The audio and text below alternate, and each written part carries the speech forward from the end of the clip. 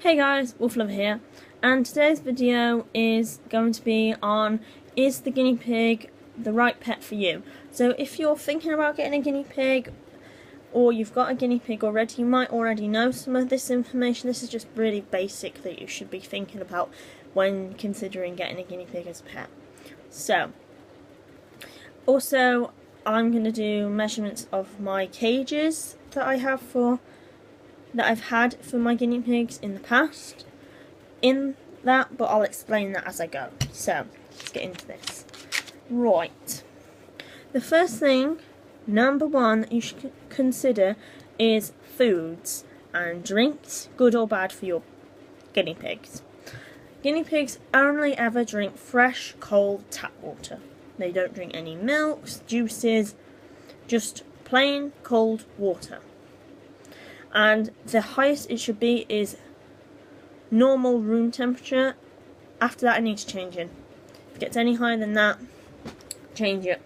Nice fresh cold water every day, like any other animal deserves. And foods, I'm going to be doing another video on this soon, on vegetables, because they don't eat meat, they don't eat dairy, guinea pigs. Vegetables and fruits which are good and bad.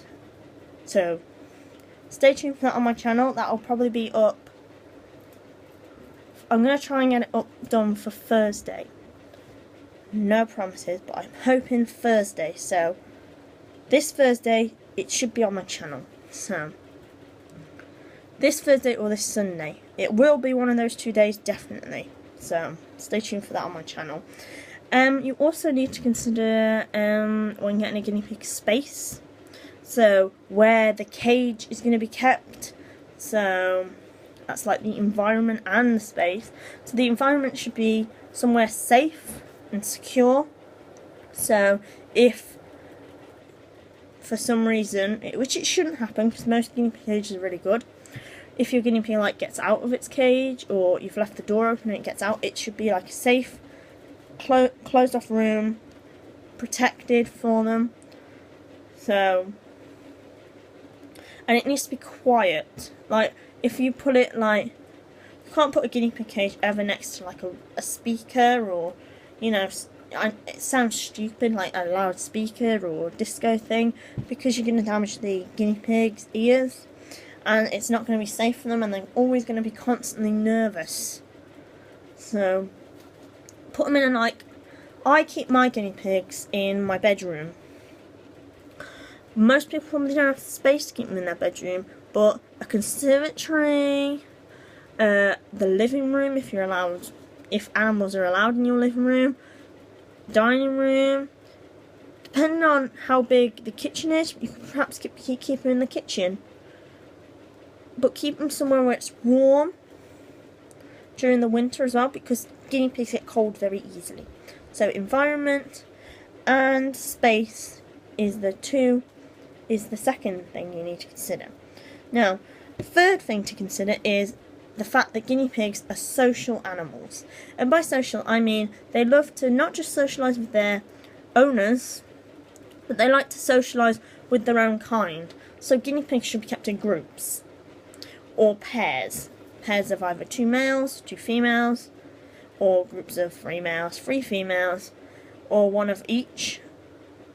But if you're just keeping one of each and you don't want to breed, make sure you get them neutered and stuff like that, else you are going to have a load of babies to deal with. Because guinea pig females can get pregnant immediately after giving birth.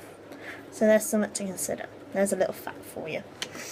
And so there's thing number 3 to consider. Thing number 4 is time. Do you have time to handle your guinea pigs every day?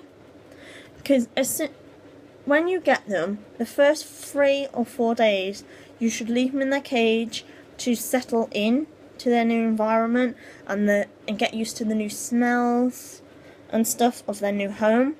And then after that, you should try holding them and getting them used to you holding them, and so they can get used to your smell. Like your smell on your person. You know, and they'll be like, oh, when this person holds me, I'm safe. That's how they should feel. when you hold them. That's how I hope my guinea pigs feel when I hold them. And do you have the time to clean, feed and maintain your guinea pig's well-being and health? So if you ever have any health concerns and they have to go to the vets, will you be able to afford like their medicines, their treatments, or will you be able to afford to take them to the vet?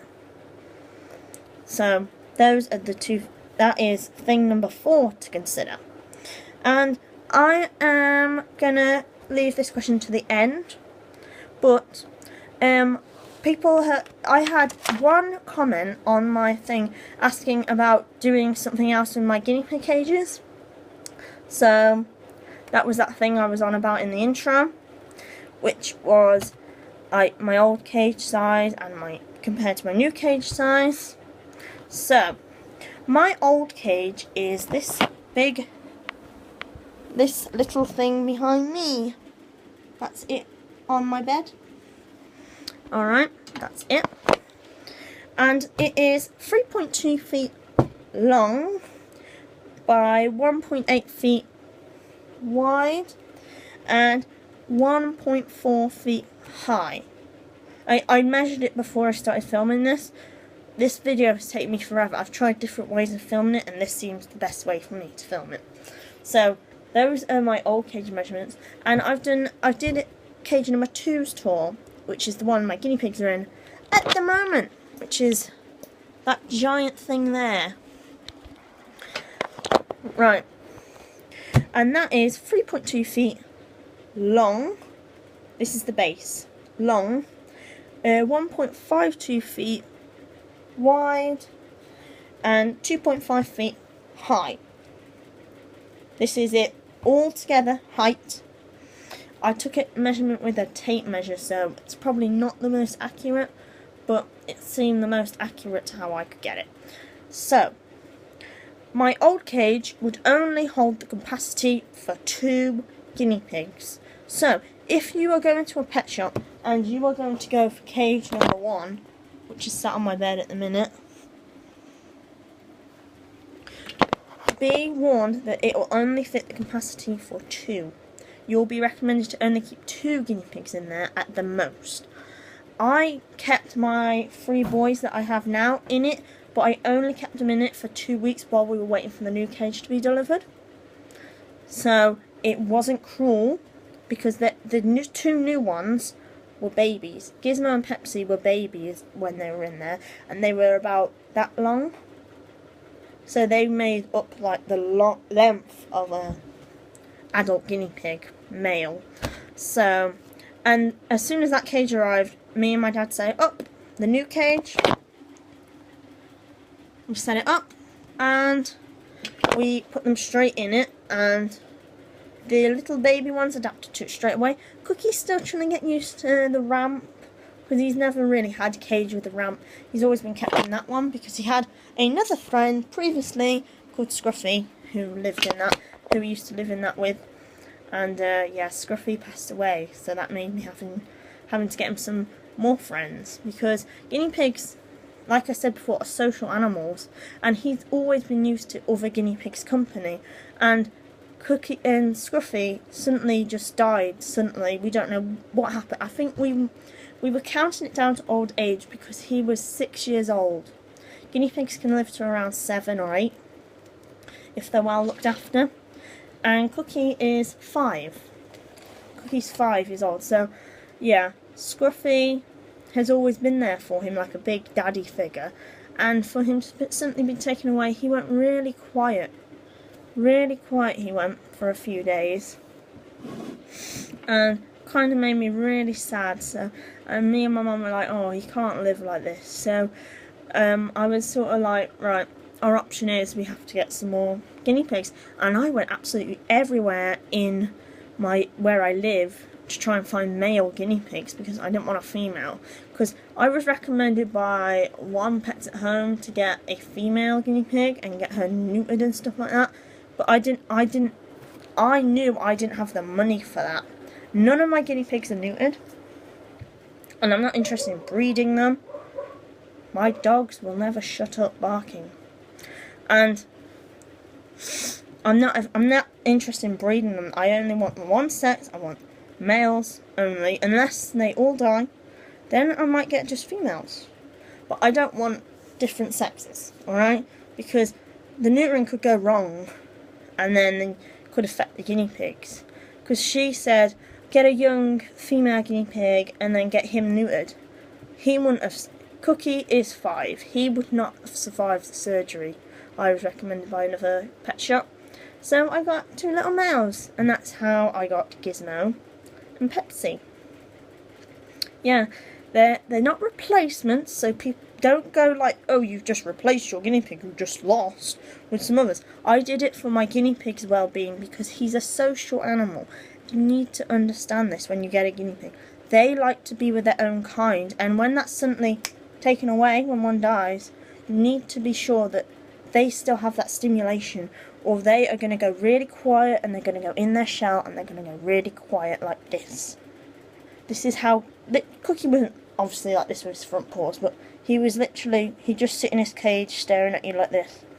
And as soon as I started to introduce the little ones to him, he opened up again, and he was like, oh, hello, I'm a bit lonely, hi, and, you know, and they've got on fine.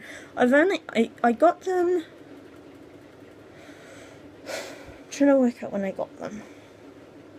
July. I got them in July this year, and I put them in the cage together. I obviously cleaned it out and stuff, and it's not recommended that you put them straight into the cage together, but I put them on the living room floor with the cage open, so they could jump in and out if they needed to. And Cookie sort of jumped out of this cage behind me and sort of crept up to the babies, which were in this carry case, and he sniffed them. And then he sort of backed up a bit. So I opened the door and I got them out, but I took the roof of this carry case off, so if they did start fighting, I could quickly separate them. Because you got to think there's safety when you're introducing an animal to another animal. Always think of that. This video is really long. Need to end it in a minute. So when I introduced them, they sort of, and they literally just went like that. They bicker from time to time. But it's nothing serious. It's not like a major fight. They'll just peck at each other. That's it. Which is probably what you can expect, because it's like, because I'm like, oh, your brothers are here. Like that. You know, you're going to bicker if you live with someone for 24 hours a day. You know, they're going to get on your nerves sometime.